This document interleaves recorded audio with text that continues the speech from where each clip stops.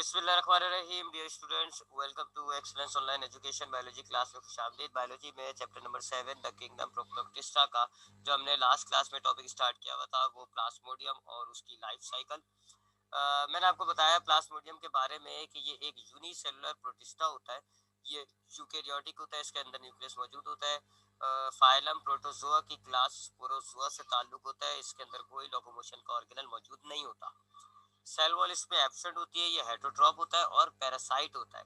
Human के अंदर ये एक बीमारी पैदा करता है जिसको आप कहते हो मलेरिया, जिसके अंदर लीवर के जो हिपैटिक सेल्स होते हैं वो और खून के जो रेड ब्लड सेल्स होते हैं वो डैमेज होते हैं। इस बीमारी को आप कहते हो मलेरिया, जो कि प्लाज्मोडियम की वजह से होती है। इस प्लाज्मोडियम को सबसे पहले लेविरान ने डिस्कवर किया था। एक मलेरियल पेशेंट के ब्लड सैंपल में इसने लेविरान ने इस प्लाज्मोडियम को ऑब्जर्व किया था। ये एक डायजेनिक पैरासाइट होता है। डायजेनिक पैरासाइट ऐसे पैरासाइट को कहते हैं जिसके दो होस्ट होते हैं।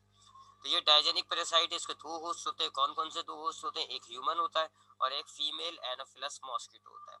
इसमें ह्यूमन इसका प्राइमरी होस्ट होता है, ज्यादा टाइम ये अपना ह्यूमन में गुजारता है और ह्यूमन के अंदर ये अपनी एसेक्सुअल रिप्रोडक्शन करता है।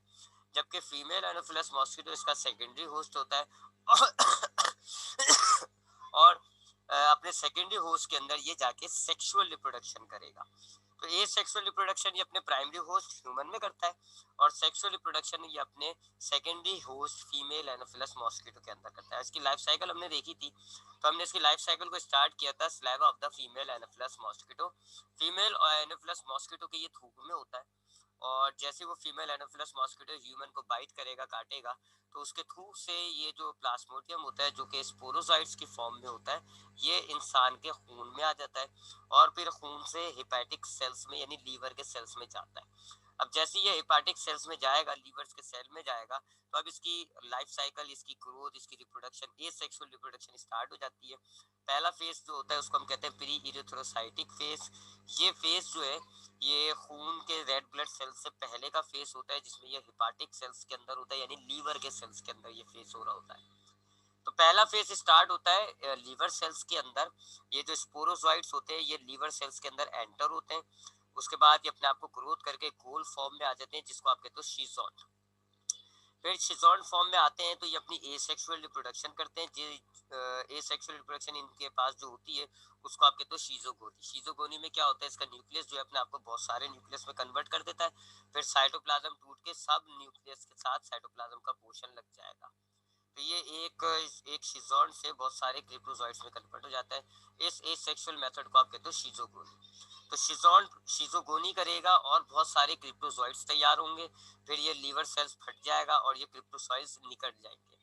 अब अब जब ये क्रिप्टोजॉइट्स निकलते हैं तो फिर हर क्रिप्टोजॉइट एक नए हेपाटिक सेल्स को इन्फेक्ट करेगा, उनमें एंटर होगा, दोबारा शीजोगोनी करेगा और अब जो अपने आप को ये तैयार करेगा उनको आप कहते हो मेटा क्रिप्टोजॉइट्स। अब लीवर सेल्स फटेंगे, ये मेटाक्रिप्टोजॉइट्स निकल जाएंगे। अब बहुत सारे मेटाक्रिप्टोजॉइट्स तो यही हेपाटिक सेल्स में अपनी यही साइकिल को रिपीट करते रहेंगे और हेपाटिक सेल्स में ना सिर्फ अपनी क्वांटिटी को, अपनी तादाद को बढ़ाएंगे, बल्कि हेपाटिक सेल्स को डैमेज करते रहते हैं। बहुत सारे हेपाटिक सेल्स को ये डैमेज कर देते हैं और ठीक ठाक इनकी क्वांटिटी हो जाती है मेटाक्रिप्टोजॉइट्स को। फिर क्या होता है जी कि कुछ मेटाक्रिप्टोजॉइट्स जो है वो ब्लड के रेड ब्लड सेल्स के अंदर एंटर हो जाते हैं और यहाँ से इनका फिर दूसरा फेज शुरू होता है जिनको आप कहते हो इरिथ्रोसाइटिक फेज। तो अब कुछ मेटाक्रिप्टोजॉइट्स जो है वो वही लीवर सेल्स में रह गए, हेपाटिक सेल्स में, और वहां जाके अपनी शीजोगोनी करके अपनी तादाद बढ़ा रहे हैं। और कुछ मेटाक्रिप्टोजॉइट्स जो है वो दूसरे फेज में आ गए, इरिथ्रोसाइटिक फेज में। अब इरिथ्रोसाइटिक फेज में क्या होता है? ये जो मेटाक्रिप्टोजॉइट्स होते हैं ये रेड ब्लड सेल्स के अंदर आते हैं, गोल फॉर्म में अपने आप को कर लेते हैं, जरा ग्रोथ हासिल करते हैं, गोल फॉर्म में आ जाते हैं जिसको आप कहते हो ट्रोपोजॉइट। फिर इनके अंदर एक वैक्यूल डिवेलप हो जाता है और इनका शेप जो है वो रिंग लाइक हो जाता है। इस स्टेज को आप कहते हो रिंग लाइक स्टेज। इस स्टेज में क्या होता है कि ये फिर अपने रेड ब्लड सेल जिसके अंदर ये मौजूद है, रेड ब्लड सेल्स का तमाम साइटोप्लाज्म एब्सॉर्ब कर लेगा।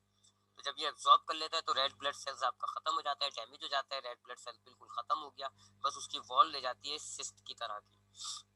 उसके बाद क्या होता है जी? ये वैक्यूल खत्म हो जाता है, एमीबॉइड फॉर्म में आ जाता है ये। उसके बाद ये वापस बड़ी ग्रोथ हासिल करता है और शीजोन बन जाता है। शीजोन से ये फिर शीजोगोनी करके अपने आप को कन्वर्ट कर देता है मीरोजॉइट्स के अंदर। फिर मीरोजॉइट्स रेड ब्लड सेल्स को रप्चर करेंगे, फाड़ेंगे और ये मीरोजॉइट्स खून में शामिल हो जाते हैं। फिर अब ये मीरोजॉइट्स यही साइकिल अपनी रिपीट करते रहेंगे। मीरोजॉइड्स जो है वापस आएंगे, नए रेड ब्लड सेल्स के अंदर एंटर हो जाएंगे, वहां पर ये ट्रिपोसाइट्स, ये मिटा देते हैं, ये गलत लाइन बनाई हुई मैंने, ये ऐसे मीरोजॉइड्स यहाँ से निकलेंगे, ये मीरोजॉइड्स यहाँ से निकलेंगे और ये वाली यही लाइफ साइकिल चलती रहेगी इनकी। क्या कर रहा हूँ मैं आज? हाँ, मीरोजॉइड्स जो है ये फिर वापस आरबीसी को इन्फेक्ट करेंगे, ट्रोपोसाइट, और फिर यही लाइफ साइकिल इनकी चलती रहेगी। तो बहुत सारे मीरोजॉइड्स अपनी यही लाइफ साइकिल को कंटिन्यू करते रहेंगे और अपनी तादाद को बढ़ाते रहेंगे। इनकी ना सिर्फ तादाद बढ़ती रहेगी बल्कि आपके रेड ब्लड सेल्स काफी हद तक डैमेज हो जाते हैं। रेड ब्लड सेल्स का जब डैमेज होता है तो फिर आपको वो कपकपी चढ़ती है जिसको आप शिवरिंग कहते हो। तो ये मीरोजॉइड्स अपनी तादाद बढ़ा रहे हैं, शीजोगोनी करे जा रहे हैं, अपनी तादाद बढ़ाए जा रहे हैं और साथ साथ आपका जो है वो रेड ब्लड सेल डैमेज हो रहा है। ये होता है दूसरा फेज, इरिथ्रोसाइटिक। फिर यहाँ से मीरोजॉइड्स के साथ तीन मामला होते हैं जिसको आप कहते हो पोस्ट इरिथ्रोसाइटिक फेज। जब मीरोजॉइड्स बहुत ज्यादा तादाद में हो जाते हैं तो फिर कुछ मीरोजॉइड्स तो वापस आरबीसी को ही इन्फेक्ट करते रहते हैं, अपनी वही इरिथ्रोसाइटिक फेज कंटिन्यू रखते हैं, नए रेड ब्लड सेल्स के अंदर एंटर हो जाएंगे, वहां पर अपनी डेवलपमेंट करेंगे। कुछ मीरोसॉइड्स जो है वो ब्लड फ्लो से होते हुए दोबारा रेड ब्लड सेल्स के अंदर जाएंगे और वहां जाके रेड ब्लड सेल्स को डैमेज करेंगे। तो कुछ मीरोसॉइड्स अपने आप को रिप्रोड्यूस करते रहते हैं, sexual reproduction schizogony red blood cells के अंदर। कुछ मीरोसॉइड्स जो है वो हेपाटिक सेल्स के अंदर शीजोगोनी करते रहते हैं। और कुछ जो मीरोसॉइड्स होते हैं वो चौथे फेज पे जाते हैं जिसको आप कहते हो गैमोकॉनी। अब चौथे फेज में क्या होता है, मीरोसॉइड्स अपने आप को गैमेटोसाइट में कन्वर्ट कर देते हैं। गैमेटोसाइट जो होते हैं इनकी वो फॉर्म होती है जो गैमेट्स तैयार कर सकते हैं, यानी सेक्सुअल रिप्रोडक्शन के जो गैमेट्स होते हैं वो बनाते हैं।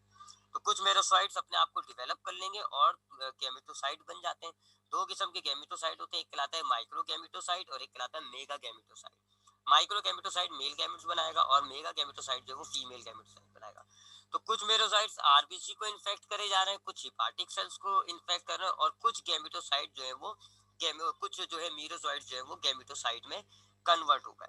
अब जो मीरोसॉइड्स गैमेटोसाइट में कन्वर्ट हुए यानी माइक्रो या मेगा, वो वेट करेंगे ब्लड के अंदर, वेट करेंगे जब तक के फीमेल एनोफिलस मॉस्किटो आके उस पेशेंट को, उस शख्स को दोबारा ना काटे। जैसे दोबारा काट के वो फीमेल एनोफिलस मॉस्किटो उस इंसान का खून सक करेगा तो ये जो माइक्रो और मेगा गैमेटोसाइट है ये फिर फीमेल एनोफिलस मॉस्किटो के लीवर स्टमक के अंदर आ जाएंगे, स्टमक के अंदर आ जाएंगे और अब यहाँ पर ये दूसरे होस्ट के अंदर आ गए। तो अब ह्यूमन की लाइफ साइकिल यहाँ पे खत्म हो गई। प्राइमरी होस्ट जो है फीमेल एनोफिलस का, प्लाज्मोडियम का जो प्राइमरी होस्ट है उसकी बस यही फेसिस है, फिर इरिथ्रोसाइटिक फेज, इरिथ्रोसाइटिक फेज और पोस्ट इरिथ्रोसाइटिक फेज। अब जब पोस्ट इरिथ्रोसाइटिक फेज हो गई तो कुछ मेरोसॉइड्स जो है वो रेड ब्लड सेल्स को कंटिन्यूसली डैमेज कर रहा है, कुछ हिपाटिक सेल्स को डैमेज कर रहा है, कुछ ने अपने आप को गैमेटोसाइट में कन्वर्ट करके फीमेल एनोफिलस मॉस्किटो के स्टमक में आ गया और यहाँ से अब इनकी जो लाइफ साइकिल शुरू होगी वो होगी फीमेल एनोफिलस मॉस्किटो के अंदर यानी सेकेंडरी होस्ट के अंदर। ठीक है, इस मॉस्किटो की फीमेल स्पीशी के अंदर होगी ये और ये इसका सेकेंडरी होस्ट होता है, सेकेंडरी होस्ट होता है। और मैंने आपको ऊपर भी लिख के दिया कि ये इसके अंदर जो रिप्रोडक्शन करते हैं वो होती है सेक्सुअल रिप्रोडक्शन। ह्यूमन में आपने देखा इन्होंने ए सेक्सुअल रिप्रोडक्शन किया था और फीमेल के अंदर ये सेक्सुअल रिप्रोडक्शन शुरू करेंगे। अब आपके पास जो माइक्रो गैमेटोसाइट्स हैं, माइक्रो गैमेटोसाइट और मेगा गैमेटोसाइट, वो दोनों पहले तो ह्यूमन के ब्लड के अंदर थे, मेगा ह्यूमन के ब्लड के अंदर थे, फिर जैसे फीमेल एनोफिलस मॉस्किटो काटा और उस पेशेंट का ब्लड एब्जॉर्ब किया तो ये दोनों ट्रेवल करते हुए ये जो है उनकी स्टमक में आ जाते हैं। यहाँ मैं ब्रैकेट में लिख देता हूँ, ये फीमेल मॉस्किटो के स्टमक के अंदर आ जाते हैं, मैदे के अंदर। अब ये मैदे के अंदर आ जाते हैं तो दोनों चूंकि अलग अलग होते हैं, अलग अलग गैमेट बनाते हैं तो दोनों अलग अलग डेवलपमेंट करेंगे और ये पहली स्टेज पे जाते हैं जिसको आप कहते हो गैमोगोनी। गैमोगोनी होती है जी पहली स्टेज, गैमेट्स बनाना। गैमोगोनी के अंदर ये गैमेट्स बनाते हैं, गैमोगोनी। ठीक है, तो ये दोनों जो है गैमोगोनी करना शुरू कर देंगे यानी कि अपने अंदर से गैमेट्स बनाना शुरू कर देंगे। कैसे होता है जी, ये जो ये मेगा की बात कर रहा हूँ मैं पहले, मेगा गैमेटोसाइट जो है ये ऐसा होता है, ये इसका न्यूक्लियस होता है। फिर ये क्या होगा, ये मेगा गैमेटोसाइट की बात हो रही है, ठीक है, ये मेगा गैमेटोसाइट। इसके अंदर ऐसा इसका न्यूक्लियस होता है, फिर ये न्यूक्लियस जो है वो कन्वर्ट हो जाता है गैमेट के अंदर, और इसका ये जो आगे का हिस्सा है थोड़ा सा सूज जाता है। ठीक है, ये जो है अब ये हो गया फीमेल गैमेट, न्यूक्लियस जो है वो कन्वर्ट हो गया फीमेल गैमेट के अंदर, ये हो गया फीमेल गैमेट ये। और ये जो फ्रंट हिस्सा है इसको आप कहते हो पोलर बॉडी, और ये जो है रिसेप्टर हो जाता है, यानी कि यहाँ से ये मेल गैमेट को रिसीव करेगा। तो ये मेगा गैमेटोसाइड ने फीमेल गैमेट बना दिया, इसका जो न्यूक्लियस है वही कन्वर्ट हो जाता है गैमेट्स के अंदर, फीमेल गैमेट्स के अंदर। जबकि माइक्रो गैमेटोसाइड जो है ये भी गैमोगोनी करेगा, यानी कि मेल गैमेट बनाएगा। ये किस तरह मेल गैमेट बनाता है जी, इसकी मैं लाइफ साइकिल यहाँ दिखा देता हूँ आपको। तो ये आपके पास माइक्रो गैमेटोसाइड था, ये उसका न्यूक्लियस था। उसके बाद क्या होता है जी कि इसका न्यूक्लियस बहुत सारे डिवाइड हो जाते हैं, बहुत सारे डिवाइड हो जाते हैं, ऐसे किनारे किनारे पे आ जाते हैं बहुत सारे डिवाइड होके। फिर इनके अंदर जो है वो आप कह लें सीडोपोडिया या फ्लैजिलेटा की तरह ऐसे इनके आर्म्स निकलना शुरू होते हैं, ऐसे आर्म्स निकलना शुरू होते हैं, हर न्यूक्लियस के साथ एक आर्म बन जाता है। ये हर न्यूक्लियस के साथ ऐसे एक एक आर्म बन गया। इस प्रोसेस को आप कहते हो एक्स फ्लैजिलेशन। ठीक है, इस प्रोसेस को हम कहते हैं एक्स फ्लैजिलेशन। पहले इसका न्यूक्लियस जो है वो बहुत सारा डिवाइड हो गया, फिर हर न्यूक्लियस के साथ छोटे छोटे से आर्म निकल गए, और ये दरअसल ये जो छोटे छोटे से आर्म और ये न्यूक्लियस है ये मेल गैमेट्स हो गए, ये हो गए मेल गैमेट्स। तो इस प्रोसेस को आप कहते हो एक्स फ्लैजिलेशन। एक्स फ्लैजिलेशन की तरह वजह से ये अपने मेल गैमेट्स बना लेता है। तो अब देखिए जी, दोनों जो जो मीरोजोइट्स गैमेटोसाइड में कन्वर्ट हुए थे, तो ये दोनों गैमेटोसाइड फीमेल एनोफिलस मॉस्किटो के स्टमक में आ गए। वहां आकर ये अपनी पहली स्टेज करते हैं जी, पहला फेज करते हैं, जिसको आप कहते हो गैमोगोनी। इस गैमोगोनी के अंदर ये गैमेटोसाइड जो है गैमेट्स बनाएंगे। मेगा गैमेटोसाइड खाली एक गैमेट बनाएगा, उसका जो ओवल शेप सेल होता है वो थोड़ा सा और बढ़ जाएगा, ये कोना जो रिसेप्टर होता है इसका पोलर बॉडी कहते हैं, और जो न्यूक्लियस होता है वो फीमेल गैमेट में कन्वर्ट हो जाता है। जबकि माइक्रो गैमेटोसाइड जो है उसके न्यूक्लियस पहले तो बहुत सारे डिवाइड हो जाते हैं, फिर हर न्यूक्लियस के साथ छोटा छोटा सा आर्म निकल आता है, और ये बन गए जी मेल गैमेट्स। इस प्रोसेस को आप कहते हो एक्स फ्लैजिलेशन। अब उसके बाद क्या होगा जी, फर्टिलाइजेशन होती है, यानी कि मेल गैमेट्स निकलेगा, एक मेल गैमेट निकला जी, ये आ गया एक मेल गैमेट। ठीक है जी, और ये जो है ट्रेवल होते हुए इस पोलर बॉडी के अंदर जाएगा और इसको फर्टिलाइज कर देगा। इस प्रोसेस को आप कहते हो, यानी इस स्टेज को आप कहते हो सिंगैमी। सिंगैमी मेल, यानी कि मैमल्स के अंदर हम फर्टिलाइजेशन कहते हैं, मेल गैमेट का फीमेल गैमेट के अंदर फ्यूज होना, यहाँ पर हम सिंगैमी कह रहे हैं। तो सिंगैमी जो स्टेज होती है उसके अंदर क्या होता है कि मेल गैमेट जो है वो निकलेगा, और फीमेल बॉडी की ये जो पोलर बॉडी है, ये पोलर बॉडी इसमें से एंटर होकर अंदर जो सेल है उसको फ्यूज कर देगा। ठीक है, तो मैं जरा डायग्राम दिखा देता हूँ यहाँ पर।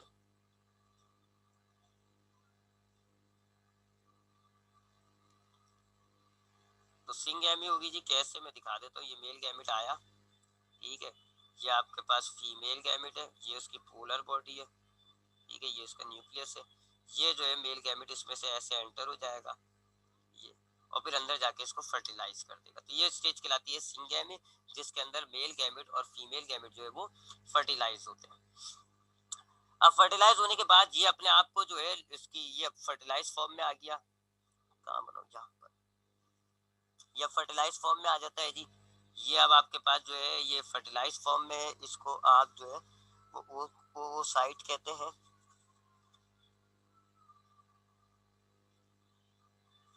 ये जाइगोट हो गया जी, ओ ओ काइनाइट, जाइगोट भी कहते हैं इसको, आप ओकाइनाइट भी कहते हैं। यह फर्टिलाइज हुआ हुआ है, ठीक है जी, फर्टिलाइज हुआ हुआ है, और ये स्टमक के वॉल में आके अपने आप को स्टोर कर लेता है, यानी अपने आप को वहां पे अटका देता है। अब ये अपने आप को ग्रोथ करेगा। अब ये ग्रोथ किस तरह करता है जी, इस ग्रोथ की स्टेज को आप कहते हो स्पोरोगोनी। और स्पोरोगोनी कैसे होती है जी, ये मैं उसको सर्किल करूंगा ना, यहाँ पे आएंगे।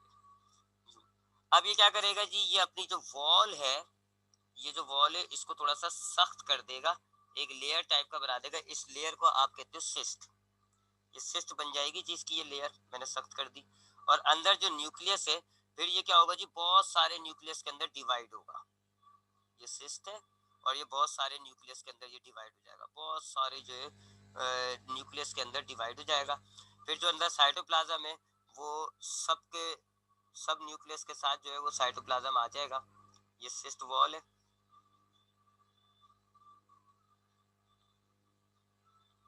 और ये सारे न्यूक्लियस के साथ जो है वो साइटोप्लाज्म लग गया जी थोड़ा थोड़ा सा।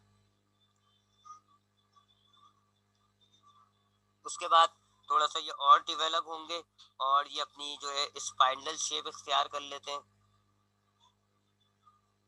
ये सिस्ट वॉल है, ठीक है, ये और डेवलप होंगे और अब ये जो है स्पाइनल शेप ऐसी स्पाइनल शेप इख्तियार कर लेंगे। ये बन जाते हैं स्पोरोजोइट, वो स्पोरोजोइट जिससे हमने लाइफ साइकिल शुरू की थी। ये अब बन गए जी स्पोरोजोइट। अब ये जो है सिस्ट फटेगी और ये स्पोरोजोइट्स निकलेंगे, ये स्पोरोजोइट्स निकले और ये फिर ट्रैवल करते करते फीमेल एनोफिलस मॉस्किटो के सलाइवा में आ जाएंगे, और फिर जब वो फीमेल एनोफिलस मॉस्किटो जो है वो काटेगा तो ये स्पोरोजोइट उसमें चले जाएंगे। ये जो स्टेज है, ये वाली जो स्टेज है सिंगेमी के बाद जो स्टेज स्टार्ट हुई थी, इसको हम कहते हैं स्पोरोगोनी, जिसके अंदर जो है जाइगोट का जो न्यूक्लियस था वो डेवलप होके स्पोरोजोइट बना। तो ये स्टेज कहलाती है स्पोरोगोनी। यहाँ पर आप देखें लाइफ साइकिल कंप्लीट हो गई। अब ये जो आपके स्पोरोजोइट से ये निकलेंगे फीमेल एनोफिलस मॉस्किटो के थूक में चले जाएंगे, और फिर जैसे वो फीमेल एनोफिलस मॉस्किटो काटेगा तो ये स्पोरोजोइट जो है फिर ह्यूमन में एंटर हो जाएंगे, फिर वहां जाके ये अपनी एसेक्सुअल रिप्रोडक्शन शुरू कर देंगे। ठीक है, तो ये आपके पास देख ले, आप खुद आइडिया हो गया होगा आपको कि ह्यूमन के अंदर इसकी लाइफ साइकिल बड़ी है, ज्यादा टाइम कंज्यूम कर रहा है ह्यूमन के अंदर। काफी स्टेजेस है जी, प्री इरिथ्रोसाइटिक फेज है, फिर इरिथ्रोसाइटिक फेज है, फिर पोस्ट है, फिर गेमगोनी है। तो ज्यादा चूंकि ये ह्यूमन के अंदर लाइफ स्पेंड करता है तो इसलिए ह्यूमन इसका प्राइमरी होस्ट हो जाता है। और फीमेल एनोफिलस मॉस्किटो के अंदर ये जो है वो कम लाइफ स्टोर करता है, कम लाइफ होती है इसकी, तो इसलिए जो है फीमेल इसकी सेकेंडरी हो जाती है। एक बात, दूसरी बात आपने देखा कि मेल के अंदर ये एसेक्सुअल रिप्रोडक्शन कर रहा है जबकि फीमेल के अंदर ये सेक्सुअल रिप्रोडक्शन कर रहा है।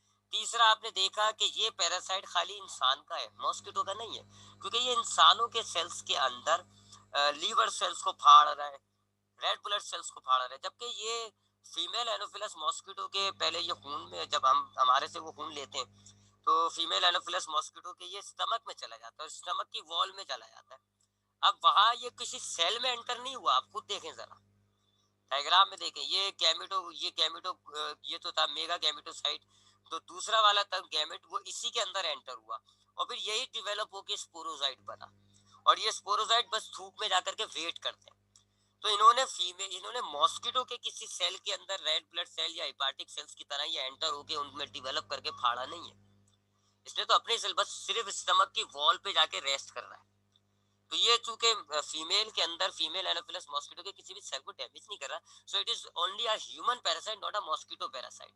ये खाली इंसान का पैरासाइट है, मॉस्किटो का नहीं है। इंसानों के अंदर ये बीमारी पैदा कर रहा है, मॉस्किटो के अंदर नहीं। तो ये आपके पास प्लाज्मोडियम की लाइफ साइकिल हो गई, और आपने देखा कि ये प्लाज्मोडियम जो है ये खाली ह्यूमन का पैरासाइट होता है। अब ये तो बीमारी पैदा करता है, उस बीमारी को आप कहते हो मलेरिया। मलेरिया के बहुत बहुत सारे सिम्टम होते हैं। इनिशियल जो होता है वो बुखार होता है, सबसे पहले आपको हल्का हल्का सा बुखार शुरू हो जाता है। शुरू में तो आपका बुखार हल्का होता है, उसके बाद आपका बुखार एकदम से जो है ना बहुत बढ़ जाता है, 104 तो आपको नॉर्मली हो जाता है बुखार, ये 106-107 तक पहुंच जाता है। मलेरिया में जो आपका फीवर होता है पायरेक्सिया, वो 106-107 डिग्री तक पहुंच जाता है। एक बात तो ये होती है इसके बुखार में, और दूसरा ये होता है कि जी एकदम से चढ़ता उतरता है, यानी रात में आपको 106-107 के करीब बुखार हो जाएगा, दिन में आपका बुखार हल्का हो जाएगा, फिर रात को आपका 104 हो जाएगा, दिन में 100।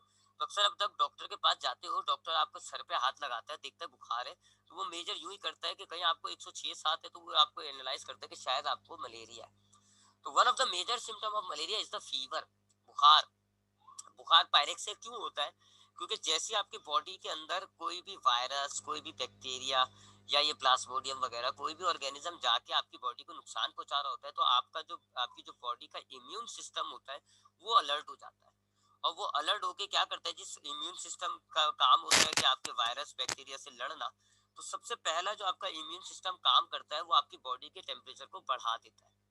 बॉडी के टेम्परेचर को बढ़ाया यूं जाता है क्योंकि ज्यादा टेम्परेचर पे ये जो माइक्रो ऑर्गेनिजम्स होते हैं ये ग्रोथ नहीं कर सकते, तो बॉडी अपने दिफा के लिए आपको बुखार पैदा करती है।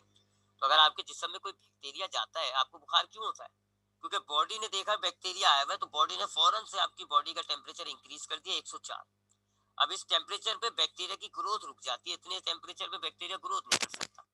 अब बैक्टीरिया की ग्रोथ रुक गई, अब आपकी बीमार आपका जो इम्यून सिस्टम है वो उसका एंटीबॉडी तैयार करेगा और बैक्टीरिया को मारने का काम स्टार्ट कर देता है। तो यही मामला होता है जब आपकी बॉडी के अंदर ये प्लाज्मोडियम जाता है, तो आपकी बॉडी जो है जब लीवर सेल्स को डैमेज करना शुरू करता है, तो आपकी बॉडी अलर्ट हो जाती है और आपकी बॉडी का जो इम्यून सिस्टम होता है वो आपकी बॉडी के टेम्परेचर को इंक्रीज कर देता है। इसको आप पायरेक्सिया कहते हो। उसके बाद आपको उबकाई सी आती है अक्सर, और भूख का ना लगना भी एक सिम्टम होता है इसका। लेकिन जो दूसरा बड़ा फीवर होता है, वो दूसरा बड़ा जो सिम्टम होता है वो होता है चिल। आपको कपकपी चढ़ रही होती है, पंखा नहीं खुला हुआ उसके बाद भी आपको ऐसा लगेगा कपकपी चढ़ रही है। कपकपी यूं चढ़ रही होती है क्योंकि आपके रेड ब्लड सेल्स को डैमेज कर रहा होता है, ये आपके लीवर सेल्स को डैमेज कर रहा होता है। और लीवर सेल्स का जो है थर्मो रेगुलेशन से बड़ा असर होता है। आप सेकंड ईयर में थर्मो रेगुलेशन पढ़ोगे तो वहाँ आप देखना कि लीवर जो होता है इसके कई काम होते हैं, उसमें एक काम ये भी होता है कि ये हमारी बॉडी के टेम्परेचर को मेंटेन कर रहा होता है। अब लीवर आपके बॉडी के टेम्परेचर को मेंटेन कर रहा होता है और ये आपके लीवर सेल्स को बर्बाद कर रहा है। तो यूं आपकी बॉडी के जो टेम्परेचर मेंटेनेंस वाला मामला होता है वो थोड़ा सा गड़बड़ा जाता है, जिसकी वजह से आपकी जो है वो सर्दी लगने लग जाती है। तो ये दो बड़े सिम्टम्स होते हैं। ये पहले तो एक जमाने के अंदर बड़ी लाइलाज थी, और आप समझ लें इसका इलाज ही नहीं था, बंदे मर रहे थे। लेकिन उसके बाद फिर इसका इलाज निकल आया। अब भी इसका एक पौधा होता है किनकोना प्लांट। किनकोना प्लांट के नाम से एक पौधा है, उसमें से कंपाउंड एक्सट्रैक्ट किया जाता है क्यूनिन के नाम से। तो क्यूनिन जो कंपाउंड होता है वो इसकी इलाज है, आप समझ लें। तो क्यूनिन निकाला जाता है किनकोना प्लांट से, और वो उससे फिर इसकी जो है एंटीबायोटिक बनाई जाती है, इसकी मेडिसिन बनाई जाती हैं। तो ये उसी जब ये लेविरान ने इसको स्टडी किया था प्लाज्मोडियम, उसी दौर में इसका ये डिस्कवर हो गई थी इसकी बीमारी का इलाज कि किनकोना प्लांट से क्यूनिन निकाला जाए। और अब आप उसी क्यूनिन से बहुत सारे इसकी एंटीबायोटिक्स तैयार करके इजीली अप्रोच होता है। तो अब तो ये खैर लाइलाज, ये लाइलाज नहीं है, जानलेवा नहीं है। लेकिन हाँ, मैंने आपको बताया था कि कुछ ऐसे इलाके अब भी हमारी दुनिया में मौजूद है जो बहुत ही बैकवर्ड है, वहाँ बड़े खराब मामला होते हैं, तो वहाँ अब भी ये एक डेंजरस डिजीज कंसीडर की जाती है।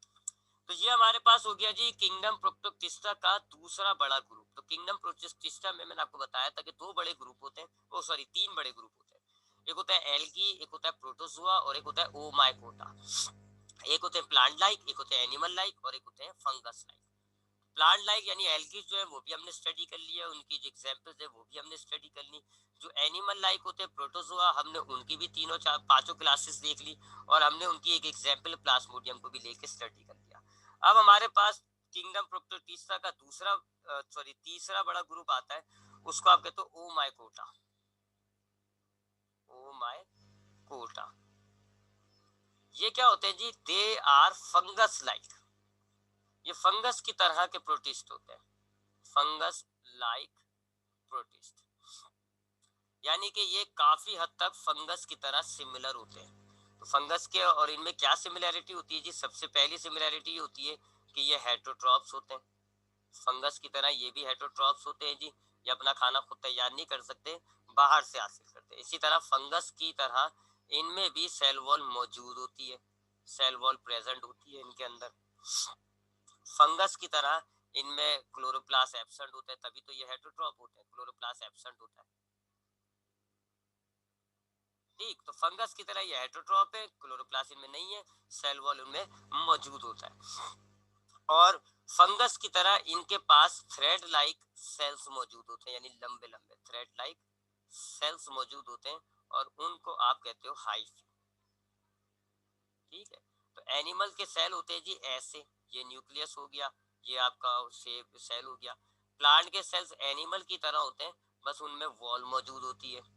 ये आपके पास प्लांट हो गया, प्लांट का सेल, ठीक है, ये सेल मेम्ब्रेन हो गई, और ये न्यूक्लियस हो गया, ये वॉल मौजूद है। जबकि इनके फंगस के जो होते हैं सेल ऐसे होते हैं जी, लंबे लंबे से थ्रेड लाइक। और कुछ ऐसे सेल होते हैं जिनमें बहुत सारे न्यूक्लियस होते हैं, ऐसे बहुत सारे न्यूक्लियस होते हैं।